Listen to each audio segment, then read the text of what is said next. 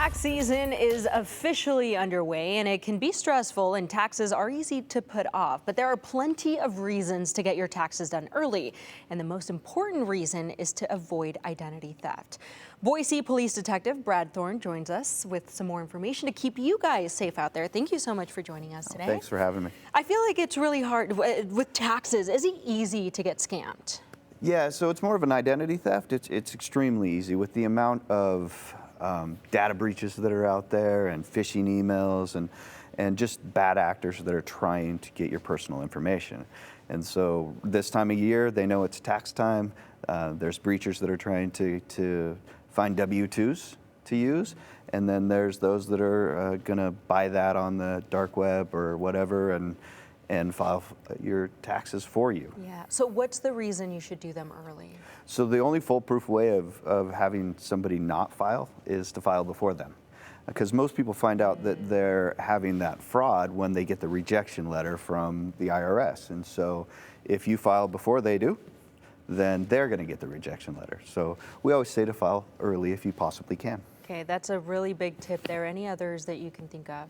Right now, you want to make sure that you're not the reason that your personal information has been breached. And so can't do much about the businesses, but you can certainly look out for the phishing emails where they're trying to click on a link so that they add malware or ask for personal information, or the calls that you get from the imposters that say there's a Social Security Administration or the IRS. They aren't. They're not calling you. So don't give out your personal information. And lastly, with a lot of people filing online, you're going to get the verification code scam where they claim to be H&R Block and they're going to send you a code. And if you give them that code, then they'll file your taxes. But that's just going to give them access to your account with them. And then they're going to file your taxes and put it into a bank account that you don't actually have. So what if this does happen to you, or you think it is happening to you? What do you do from there? First thing you do, it happens so often, is you go to the IRS website and there's a process in place to where you can file with them and get the process going to where you can actually file your taxes and file with the Boise Police Department or your local police department so that you can get that ball rolling. But the key is to be vigilant, do it early. You can do things like freeze your credit. You can do things like run a credit report early. You can get a Social Security account, which we suggest. It's not foolproof, but it does limit what bad actors can do with your personal information.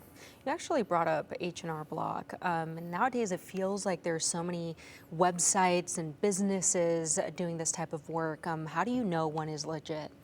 Well, I think the key is to do your research. Like everybody knows H&R Block and the ones that advertise, but research, Google it, and don't just Google and look at one. Research and see the reviews. Make sure you're calling the right phone numbers. Go in person, or do it yourself. Those are all good options. Just make sure that you are doing the research and you know exactly this day and age that you are on the right website. Yeah, and this happens to us here in Idaho. Yeah, so a lot of people think that it's not going to happen. Which are it won't happen to me are the worst 5 words that you could ever say. It happens. We get reports from now until April 15th, just constantly, because people report, they get that letter of rejection and they have to start the process, and it's a pain. Yeah, so start early, Yes. Do your research so that you can avoid being scammed. Thank you so much for being here today. We're going to take a quick break. We'll see you on the other side of this break.